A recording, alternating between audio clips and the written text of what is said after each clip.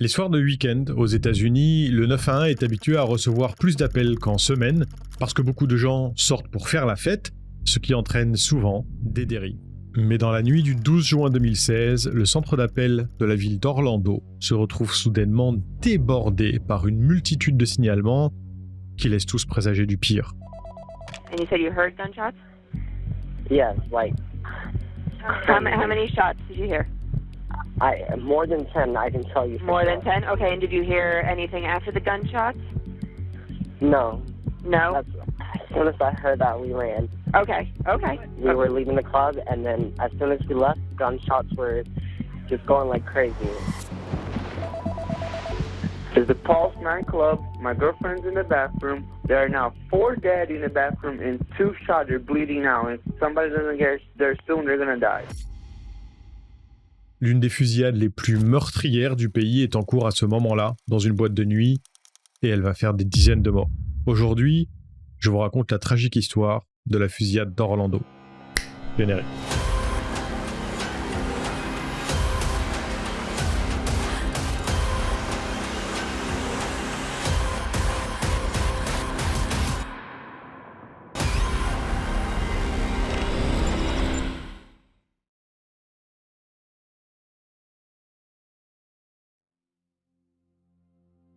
La ville d'Orlando, en Floride, est l'une des plus visitées des États-Unis, notamment pour ses parcs à thème, parmi lesquels Walt Disney World, qui est le plus grand complexe Disney au monde, et Universal Studios, pour ne citer que les deux plus connus.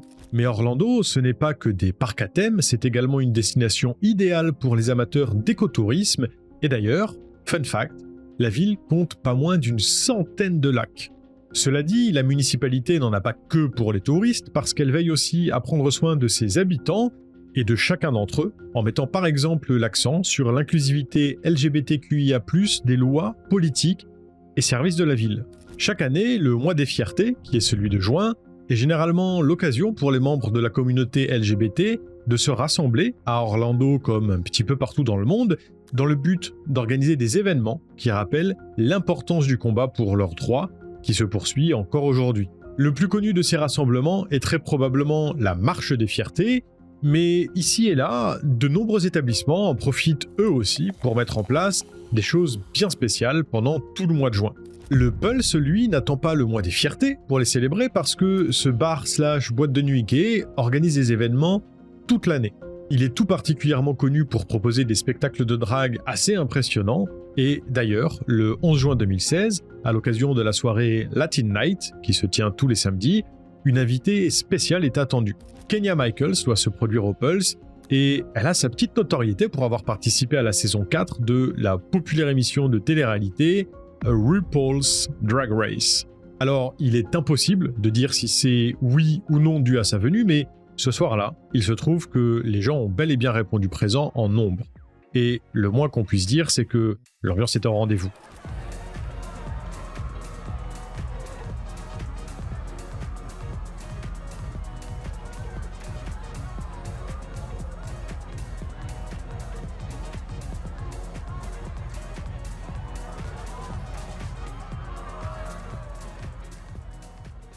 Les clients du Pulse dansent, boivent, s'amusent et ils profitent en fait si bien de leur soirée qu'aux environs d'1h30, il y a encore plus de 300 personnes dans la boîte de nuit.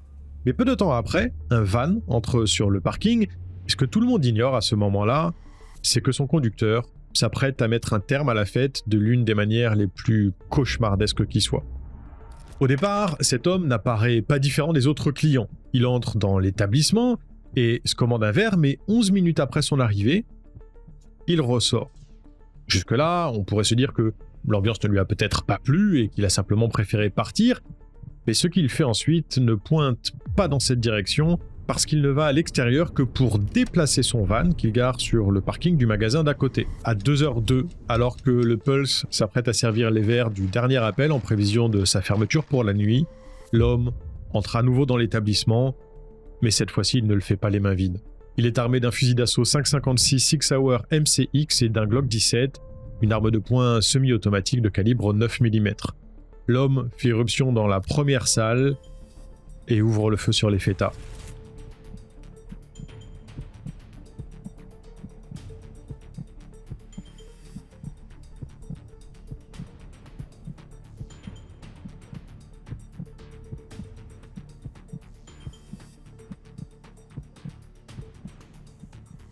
Dès les premières détonations, certains paniquent et se ruent instantanément vers les sorties, alors que d'autres pensent pendant quelques secondes que le bruit des coups de feu provient peut-être de la musique très forte qui passe au Pulse à ce moment-là.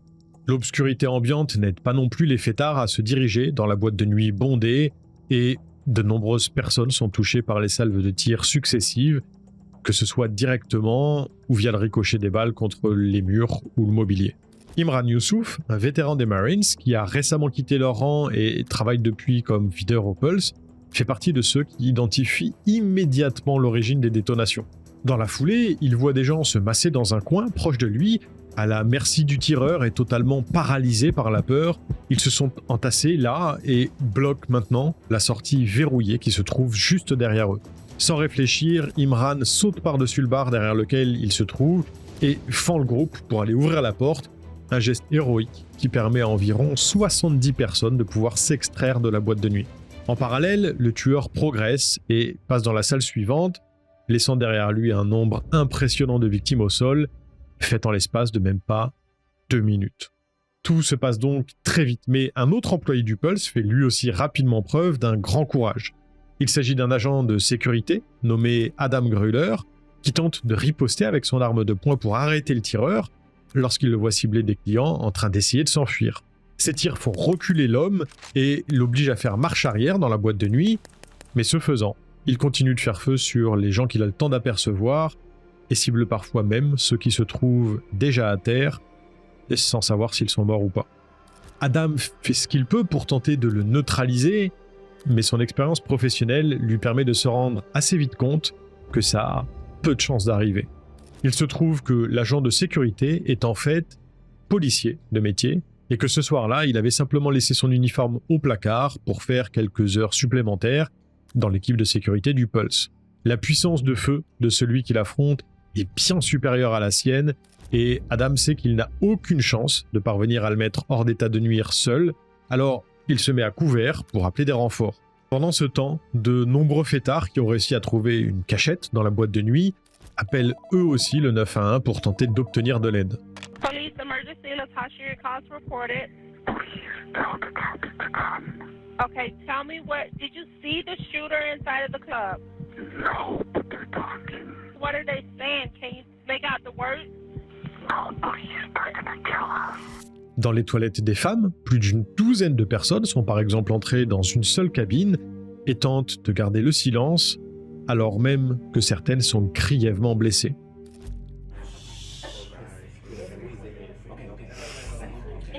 Malheureusement, le tueur se dirige à son tour vers les toilettes de la boîte de nuit et tire 16 fois dans l'une des portes fermées. Il tue 2 personnes sur le coup et en blesse plusieurs autres. La panique absolue qui règne dans cet endroit confiné donne lieu à des scènes d'horreur surréalistes quand quelqu'un n'a d'autre choix que d'utiliser le corps de victime déjà décédé pour se protéger lui-même des coups de feu. À 2h07, soit dans les 5 minutes après le début de la fusillade, la police arrive sur les lieux, accompagnée des secours.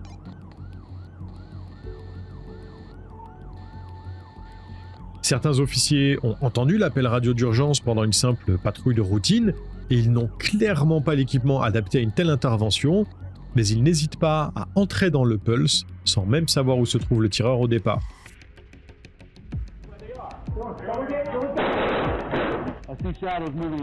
En poussant chaque porte, ils ignorent ce qu'ils vont trouver derrière et n'importe quelle personne est susceptible d'être le tueur. It opens up behind the fence. It opens up. Hey, show me your hands. Show us your hands. Is there anybody else in there? Show us your hands. I got his hands. Please help. Come out. Come out. All right, come on. Come out. You're a policeman. Come out. Hurry up. Come on. Hurry up. Come on. Hey, you got one coming out. Hands up. Tell him hands up. Hands up. We got one coming out. Heureusement, pour retrouver le tireur dans l'établissement, les officiers peuvent finalement se fier aux indications d'Adam, qui n'a pas cessé de le suivre, toujours en faisant feu sur lui. Mais leur progression est lente parce qu'ils doivent littéralement enjamber les victimes qui se trouvent au sol pour pouvoir progresser, alors que chaque seconde perdue donne une opportunité à l'auteur de la fusillade de pouvoir prendre de nouvelles personnes pour cible. La police finit par le localiser et une lutte acharnée s'engage entre les deux camps dans le but de mettre le tireur hors d'état de nuire parce qu'il n'a visiblement pas l'intention de se rendre.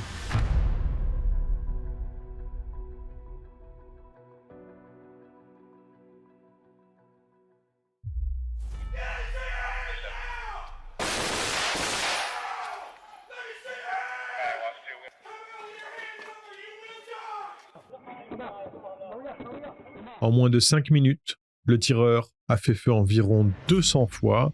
Il ne s'est arrêté que pour recharger et il se fiche pas mal de ce que peut bien lui ordonner la police. À 2h09, un message glaçant est publié sur la page Facebook de la boîte de nuit. Sortez tous du Pulse et courez. L'auteur de la fusillade se trouve toujours au niveau des toilettes.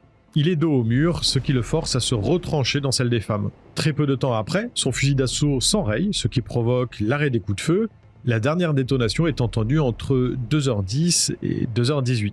Le tireur a d'ailleurs essayé pendant un long moment de trouver la solution pour réparer son arme, à grands coups de recherche Google, mais il n'y est heureusement pas parvenu, ce qui a probablement sauvé beaucoup de vies. Cela dit, il a encore son arme de poing et les personnes qui étaient cachées dans les toilettes des femmes à ce moment-là comprennent qu'elles y sont maintenant bloquées avec celui qui vient de froidement semer la mort au Pulse. Et leur effroi monte encore d'un cran quand l'homme se saisit de son téléphone pour appeler le 911 et fait une révélation à laquelle personne ne s'attendait. I want to let you know I'm in Orlando and I did the shooting. What's your name? My name is, I pledge of allegiance to Abu Bakr al-Baghdadi of the Islamic State. Dans cet appel, passé à 2h22, l'homme explique à une opératrice du 911 qu'il est l'auteur de la fusillade en cours à Orlando et qu'il a prêté allégeance à l'État islamique. Selon toute vraisemblance, il s'agirait donc d'un terroriste.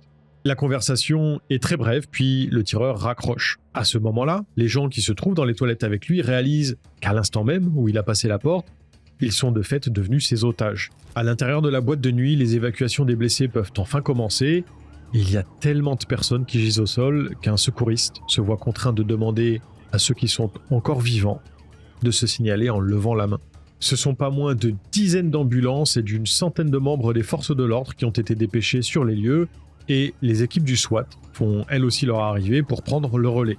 Les membres de l'unité d'intervention ont eu vent de l'appel passé par l'auteur de la fusillade au 911 et décident de mettre un négociateur sur le coup afin de tenter d'éviter qu'il ne s'en prenne à ceux qui sont enfermés avec lui. Aux alentours de 2h35, l'homme entre en contact avec le terroriste. By the way, there's some vehicles outside that have some bombs, just to let you know. Your people are going to get it, and I'm going to ignite it if they try to do anything stupid. Durant un passage qui ne figure pas dans l'audio, le terroriste révèle également qu'il a un engin explosif sur lui. Dans les 10 minutes après son premier appel avec le négociateur, il téléphone à l'antenne locale de News 13, une chaîne d'actualité américaine, pour revendiquer publiquement son geste, commis au nom de l'État islamique. À ce moment-là, les évacuations sont presque terminées au Pulse. Quasiment tous ceux qui étaient cachés ont pu sortir, et la grande majorité des blessés ont été pris en charge par les secours. Dans les toilettes, en revanche, l'auteur de la fusillade veille à ce que ses otages n'utilisent pas leur téléphone, mais certains parviennent néanmoins à contacter le 911 discrètement et font part d'une situation alarmante. Beaucoup d'entre eux sont très gravement blessés, ils s'affaiblissent, il est urgent de leur venir en aide. Le négociateur essaye plusieurs fois de joindre l'auteur de la fusillade sans succès, mais un énième appel de sa part finit par aboutir. Il est environ 4h21 quand, pendant cette discussion, la police parvient à retirer une unité de climatisation du mur du Pulse et à faire sortir 8 personnes qui se trouvaient dans les toilettes, sûrement dans les toilettes des hommes. Malheureusement, 8 minutes plus tard, l'auteur de la fusillade révèle au négociateur qu'il a pour projet de placer des gilets explosifs sur 4 otages, puis de les faire sauter de façon stratégique dans le bâtiment d'ici une quinzaine de minutes pour que tout s'écroule. Et il ne manque d'ailleurs pas de préciser qu'il s'agit du même type de dispositif que ceux qui ont été utilisés durant les attentats du 13 novembre 2015 à Paris. Le SWAT réalise à ce moment-là que les négociations n'ont absolument aucune chance d'aboutir et décide d'employer la force létale pour arrêter le terroriste. Les membres de l'unité d'intervention placent un explosif sur le mur extérieur derrière lequel se trouvent les toilettes, mais malheureusement, cette tentative n'a pas l'effet escompté. En effet, en raison de la structure des murs du bâtiment, un trou est bel et bien créé par les explosifs, mais il n'est pas assez grand pour qu'ils puissent y passer. Ils tentent donc de l'agrandir à l'aide d'un véhicule blindé Bearcat, ce qui cette fois leur permet d'ouvrir une brèche de taille suffisante. L'ouverture donne dans le couloir qui sépare les toilettes des hommes et les toilettes des femmes. L'auteur de l'attentat a évidemment tout entendu, ce qui le pousse à ouvrir l'une des cabines dans lesquelles se trouvaient des otages pour en abattre plusieurs. Selon des témoins, au moins un homme qui s'est placé devant une femme pour la protéger et une autre personne sont tuées à ce moment-là. Le terroriste quitte ensuite les toilettes des femmes pour se rendre dans le couloir vers lequel il a été attiré par le bruit qu'ont fait les officiers du SWAT et il est accueilli par 2 grenades assourdissantes. 14 membres de l'unité d'intervention s'introduisent ensuite par la brèche. L'auteur de la fusillade est distrait à cause du son et des flashs produits par les grenades, mais il parvient tout de même à tirer. Il touche l'un des officiers à la tête, un projectile qui est heureusement arrêté par le casque en Kevlar que porte l'homme à ce moment-là. La riposte ne se fait pas attendre et les policiers ouvrent le feu. Au moins 11 d'entre eux ont tiré un total d'environ 150 balles en direction du terroriste qui s'effondre après avoir été touché 8 fois. Alors, je dis pas que je ferais mieux parce que ça n'est clairement pas le cas, on parle quand même du SWAT, c'est pas vraiment des rigolos, mais 150 balles tirées pour seulement 8 qui touchent leur cible, ça paraît peu, non ? À 5h17, le SWAT rapporte que le terroriste est à terre et à 5h53, la police d'Orlando tweet pour annoncer la mort du tireur qui se trouvait dans le Pulse. L'examen de son corps révèle qu'il n'avait en fait aucun engin explosif sur lui et qu'il n'en avait pas placé ailleurs non plus. Avec son décès, c'est un véritable calvaire qui prend fin pour les otages qui ont la chance d'être encore en vie, mais les blessés comme les morts se comptent par dizaines et le bilan des pertes humaines engendrées par cette fusillade s'annonce déjà comme étant l'un des plus lourds jamais constatés aux États-Unis. En réalité, c'est peu de le dire, parce qu'il s'agit en fait de la seconde fusillade la plus meurtrière du pays. Après des comptes, on dénombre pas moins de 49 morts, 50 avec le tireur lui-même, et 58 blessés. Il est à noter qu'en raison du thème de la soirée qui se déroulait quand le drame a éclaté, la Teen Night, plus de 90% des victimes étaient d'origine hispanique. La fusillade de masse ayant fait le plus de victimes aux États-Unis reste celle de Las Vegas, qui a fait 61 morts, incluant le meurtrier, le 1er octobre 2017. Je l'ai d'ailleurs déjà traité sur la chaîne, donc si ça vous intéresse, je vous mettrai le lien quelque part en description. La fin de la tragédie qui s'est déroulée au Pulse marque le début de l'enquête destinée à en apprendre plus sur le tireur, sur lequel la police a déjà quelques informations. Pour les autorités, il s'agit maintenant de comprendre ce qui l'a poussé à en arriver à commettre un acte aussi terrible et à faire la lumière sur des motivations qui restent somme toute assez floues pour le moment.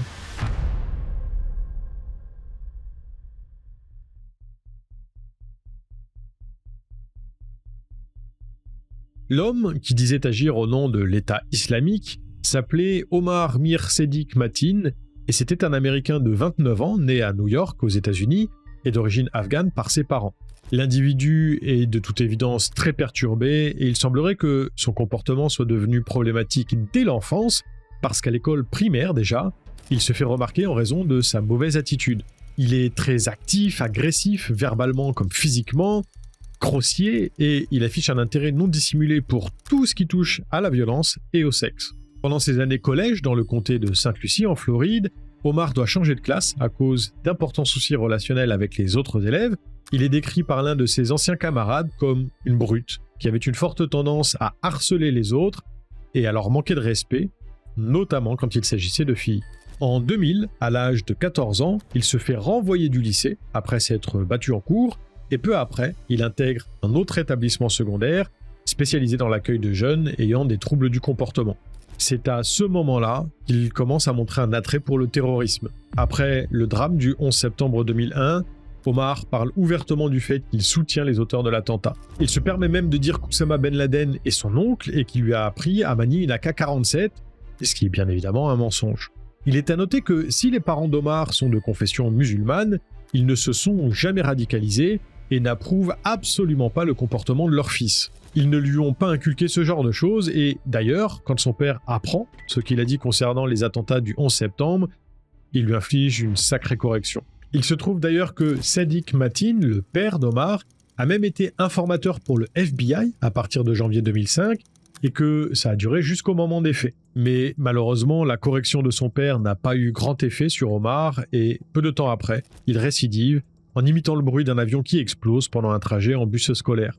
Après son passage à l'âge adulte, l'homme se découvre un attrait pour l'univers carcérale. D'octobre 2006 à avril 2007, Omar suit une formation pour pouvoir devenir gardien de prison, mais curieusement, le fait qu'il dise à un autre étudiant qu'il aimerait bien apporter une arme en cours ne plaît pas tellement à l'encadrement.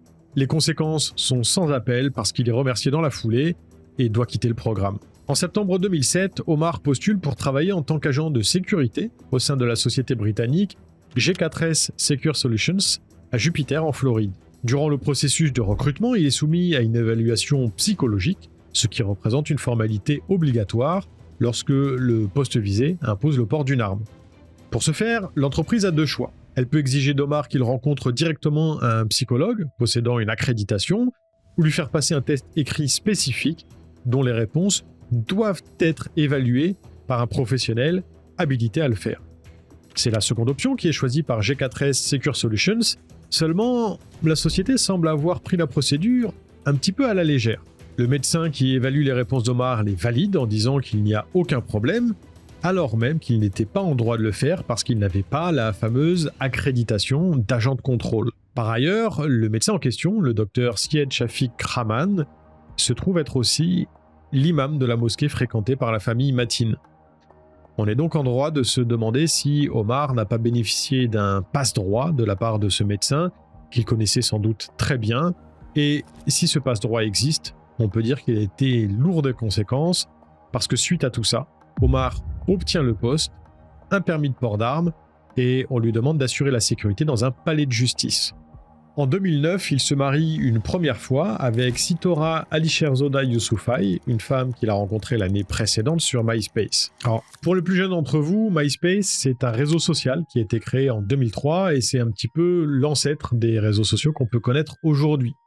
Si vous ne connaissez pas MySpace, deux options. Soit vous êtes trop jeune, soit vous êtes trop vieux, et comme moi, vous pensez que les premiers réseaux sociaux, c'était IRC ou Caramel. Dites-moi le premier réseau social que vous avez utilisé en commentaire. Pour en revenir à notre affaire, la nouvelle femme d'Omar ne le reste pas très longtemps parce qu'elle demande le divorce au bout de seulement 4 mois de mariage à cause du comportement extrêmement toxique de son mari. Selon son ex-épouse, l'homme était psychologiquement instable, mais aussi profondément dérangé. Sitora a témoigné du fait qu'il s'était souvent montré extrêmement contrôlant, mais aussi physiquement violent envers elle pendant leur relation, et qu'il prenait très régulièrement des stéroïdes. Malgré tout ça, et contre toute attente, en 2011, Omar tente de rejoindre les rangs de la police, mais son enthousiasme se révèle être à sens unique parce qu'il n'est pas retenu. La même année, il dit oui à Noor Zaï Salman, une femme qu'il a rencontrée sur Internet, quelques mois avant leur mariage. En 2013, qui est l'année où Omar devient père d'un petit garçon, il entre aussi dans le collimateur du FBI, pour qui il devient une personne d'intérêt à cause de nouveaux propos très graves tenus sur son lieu de travail. Un adjoint du shérif qui travaille à son contact au palais de justice a par exemple rapporté à la direction de l'entreprise d'Omar qu'il a menacé de faire en sorte qu'Al-Qaïda tue toute sa famille, ce dont le concerné se défend en disant que plusieurs personnes, dont l'adjoint du shérif en question, faisaient régulièrement des commentaires racistes à son encontre. Malgré ce comportement qui en dit long sur l'état d'esprit de l'individu, G4S Secure Solutions ne licencie pas son employé et se contente de l'envoyer dans un poste de garde situé dans une communauté fermée à Port-Saint-Lucie, un endroit où il n'a pas besoin de porter une arme, sans jamais avertir le manager du lieu, ni même les résidents d'ailleurs, de la raison pour laquelle le nouvel agent de sécurité a dû quitter son ancien poste. De son côté, le FBI classe l'affaire parce qu'ils n'ont rien trouvé d'alarmant au sujet d'Omar, mais il démarre de nouvelles investigations l'année suivante, quand il découvre qu'il pourrait être lié à Moner Mohammad Abou Salah, un Américain radicalisé qui a commis un attentat à la bombe en Syrie.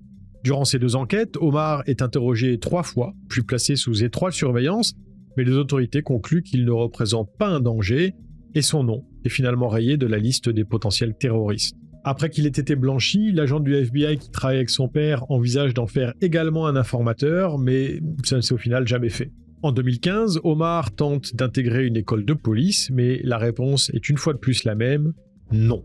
La suite, vous la connaissez, au mois de juin 2016, à 29 ans, l'homme commet l'indicible et prend la vie de 49 personnes. Quelques mois après, le département de l'agriculture et des services aux consommateurs de Floride condamne la société qui employait l'auteur de la fusillade, G4S Secure Solutions, a payé une amende de 151 400 $ pour avoir fourni des informations de tests psychologiques inexactes. En effet, il a finalement été porté à leur connaissance que le psychologue, dont l'avis était nécessaire pour permettre à Omar de porter une arme, ne pratiquait pas comme agent de contrôle, et le même type d'erreur a d'ailleurs été recensé sur plus de 1500 formulaires en tout. Au moment des faits, le terroriste travaillait encore pour eux en tant qu'agent de sécurité, et il vivait à Fort Pierce, à 118 km d'Orlando, avec celle qui était toujours sa femme, Noor, et leur fils âgé de 3 ans.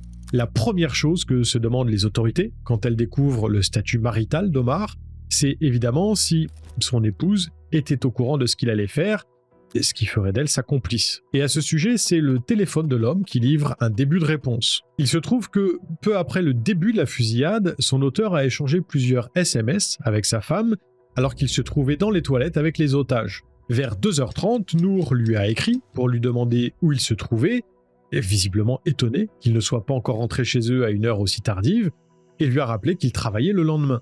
Omar lui a répondu sous la forme d'une question « Est-ce que tu as vu les actualités ?»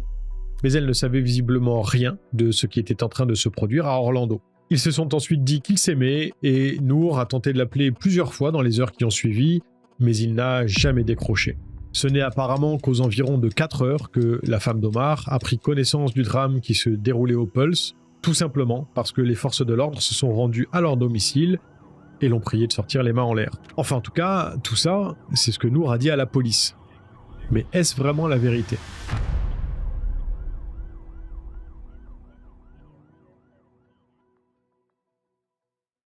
Au départ, il est impossible de savoir si elle a vraiment tout découvert au moment où la police est venue chez elle la nuit du drame, mais certaines choses poussent à douter de sa version de l'histoire.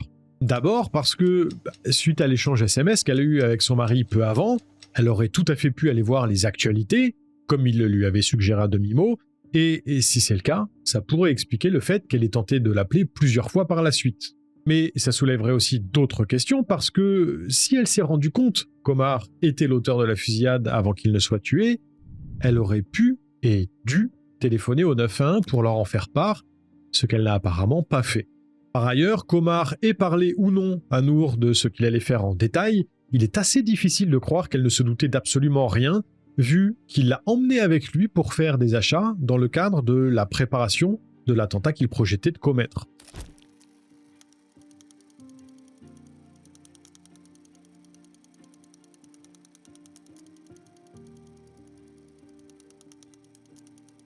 À première vue, on pourrait croire qu'en visionnant ces images, datées du 8 juin 2016, on assiste à une sortie shopping en famille banale, comme on en fait tous.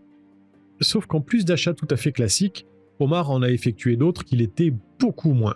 Ce jour-là, soit 4 jours avant les faits, l'homme a acheté des chargeurs et des munitions pour la fusillade, en compagnie de sa femme et de son fils de 3 ans.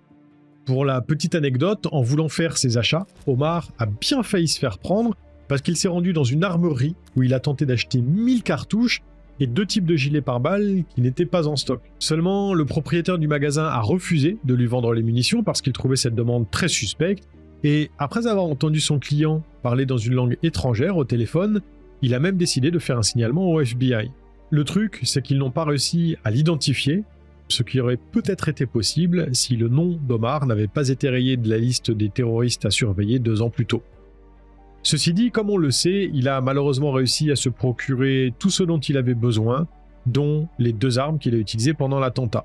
Il a d'ailleurs été filmé le 9 juin en train de s'entraîner à manier son fusil d'assaut fraîchement acquis. Alors, ceci dit, on peut imaginer que, vu qu'il était agent de sécurité, Omar a dit à sa femme qu'il faisait ses achats pour le boulot et qu'il y ait une chance pour qu'elle ait été laissée totalement dans l'ignorance. Mais après les faits, Noor est interrogée 3 fois par le FBI et il s'avère que oui. Elle se doutait effectivement que son mari allait peut-être commettre un acte violent parce que son comportement le laissait présager. Dans les semaines avant la fusillade, il se rendait très régulièrement au stand de tir et a acheté beaucoup plus de munitions que d'habitude. En fait, pour reprendre les mots de son épouse, on aurait dit qu'il se préparait pour le djihad. Omar a également laissé entendre qu'il envisageait de prendre une boîte de nuit pour cible parce que peu de temps avant l'attentat, il avait demandé à Noor son opinion sur quelque chose de bien spécifique, et la question ne manque pas de faire dresser les cheveux sur la tête. Il lui a demandé qu'est-ce qui contrarierait le plus les gens entre une attaque qui aurait lieu à Disney et une autre dans une boîte de nuit? Noor avait donc de bonnes raisons de croire qu'il allait peut-être commettre un crime grave, mais elle a affirmé s'être enfermée dans le déni parce qu'elle refusait de croire que le père de son fils pouvait être réellement capable d'une telle chose. En revanche, elle ne savait apparemment rien de concret concernant ses projets, que ce soit une date, un lieu ou le moindre détail précis, parce qu'Omar ne lui en a jamais parlé. Noor a confié que le 12 juin 2016, dans la nuit, quand elle a communiqué avec lui par SMS, elle a immédiatement compris qu'il était sûrement passé à l'acte, et c'est bel et bien la raison pour laquelle elle a tenté de l'appeler à de multiples reprises par la suite. Elle voulait tenter de le raisonner, mais comme je vous le disais plus tôt dans la vidéo, il ne lui a jamais répondu. Suite aux interrogatoires menés par le FBI, Noor est accusée d'avoir aidé et encouragé la tentative de son mari de fournir un soutien matériel à une organisation terroriste étrangère, mais aussi d'avoir fait obstruction à la justice. Elle plaide non coupable, et le 30 mars 2018, elle est acquittée de toutes les charges qui pèsent contre elle à l'issue de son procès. Noor s'est excusée d'avoir menti à la police la toute première fois, et elle a avoué regretter amèrement de n'avoir pas pris la bonne décision en se taisant. Au cours de son procès, il a été révélé qu'elle subissait régulièrement des abus physiques comme psychologiques de la part d'Omar, et il apparaît que si elle a effectivement eu tort de ne pas faire de signalement aux autorités, elle s'en est abstenue surtout parce qu'elle avait peur. Aucun lien entre Noor et l'État islamique n'a jamais pu être établi, et elle ne s'est d'ailleurs jamais radicalisée, contrairement à son mari. Bon, et justement, l'État islamique, parlons-en, parce qu'en fait, Omar a très bien pu mentir en affirmant qu'ils étaient impliqués. Au départ, tout le monde pense qu'il a dit la vérité, parce qu'en plus de ses propres déclarations, 2 jours après la fusillade, une annonce radio faite par l'organisation terroriste le décrit comme étant l'un des soldats du califat. Ceci dit, contre toute attente, les investigations menées par les enquêteurs n'ont pas pu mettre en évidence l'existence d'un lien direct entre les deux parties. La fouille de l'ordinateur d'Omar et de tous ses réseaux sociaux a révélé qu'il n'est apparemment jamais entré en contact avec l'État islamique et qu'il s'est d'ailleurs abstenu de toute publication douteuse avant le jour des faits. En gros, s'il est possible que les actions du groupe terroriste aient pu l'inspirer, il semblerait qu'il ne l'ait jamais formé et qu'il ne lui ait pas non plus donné d'instructions. Il est fort probable qu'Omar ait mentionné l'État islamique pour ajouter à la notoriété de son acte et que l'État islamique ait de son côté parlé de lui seulement après avoir pris connaissance de ce qu'il avait fait. Selon toute vraisemblance, avant le jour du drame, celui qui a prétendu agir en leur nom était un anonyme pour eux. Du coup, s'il s'avère que l'État islamique n'était pas impliqué, qu'en est-il des réelles motivations d'Omar Mateen ? Pourquoi a-t-il ciblé spécifiquement une boîte de nuit essentiellement fréquentée par des membres de la communauté LGBT ? La réponse se trouverait dans la question s'il s'agissait d'un crime LGBT-phobe, mais là encore, même si au départ tout semblait pointer dans cette direction, ça n'a pas pu être prouvé par les investigations qui ont eu lieu ensuite. De nombreux témoins ont affirmé que durant la fusillade, Omar n'a pas fait une seule remarque homophobe et il n'a en fait jamais fait la moindre référence à la communauté LGBT sous quelque forme que ce soit. La même chose a été remarquée par les forces de l'ordre pendant les négociations. À aucun moment, l'auteur de la fusillade n'a abordé le sujet. Les seules demandes formulées par Omar durant ses appels avec le négociateur portaient sur le fait qu'il voulait que les États-Unis, selon lui de connivence avec la Russie, cessent les frappes aériennes et le meurtre de civils en Afghanistan, en Syrie et en Irak. Il ne semble pas avoir choisi le Pulse parce que c'était une boîte de nuit gay, mais plutôt parce que l'établissement représentait une cible facile et qu'il savait qu'à cette heure-là, un samedi soir, il serait encore plein à craquer. Omar ne vivait d'ailleurs pas à Orlando, mais à plus d'une centaine de kilomètres de là, et il est probable que ce soit une simple recherche Google qui ait scellé le sort de nombreuses personnes dans la nuit du 12 juin 2016. En effet, un client a rapporté qu'à ce moment-là, le Pulse, c'était le premier résultat qui ressortait sur Google quand on cherchait une boîte de nuit notée 5 étoiles à Orlando. Une recherche qui a justement été effectuée par Omar peu après minuit le jour du drame, ce qui tend à apporter la confirmation du fait qu'il ne savait rien au sujet du Pulse avant de s'y rendre. Ceci dit, malgré tout, la première femme d'Omar pense qu'il avait des tendances à l'homophobie, peut-être même parce qu'il était homosexuel lui-même. Cette hypothèse, selon laquelle le terroriste était gay et en proie à une lutte constante entre son orientation sexuelle et sa religion, est très répandue et beaucoup de gens y croient encore. Plusieurs clients du Pulse ont affirmé y avoir vu le criminel plusieurs fois avant la fusillade, et des témoignages selon lesquels il utilisait Grindr, un Tinder version gay, ont également été apportés, mais le FBI n'a rien trouvé qui puisse confirmer ces allégations. Au contraire, ils ont découvert que si Omar trompait effectivement son épouse et était inscrit sur un site de rencontre dans son dos, il ne cherchait des relations extra-conjugales qu'auprès d'autres femmes, qui plus est nombreuses. De même, personne ne l'a jamais aperçu dans un bar ou une boîte de nuit gay à Fort Pierce ou aux alentours, alors qu'il y vivait et qu'il aurait pu facilement s'y rendre. Pour autant, vu que la seule personne qui aurait pu répondre à toutes ces questions n'est plus de ce monde, le doute reste permis concernant d'éventuelles motivations homophobes. Quoi qu'il en soit, les pertes et le traumatisme subis par la communauté LGBT d'Orlando, eux, restent difficiles à accepter pour ses membres et pour tous leurs proches. Il est à noter qu'à côté de ça, plusieurs personnes se sont plaintes du temps qu'a mis la police à entrer dans le Pulse après le début des coups de feu, jusqu'à porter l'affaire devant les tribunaux.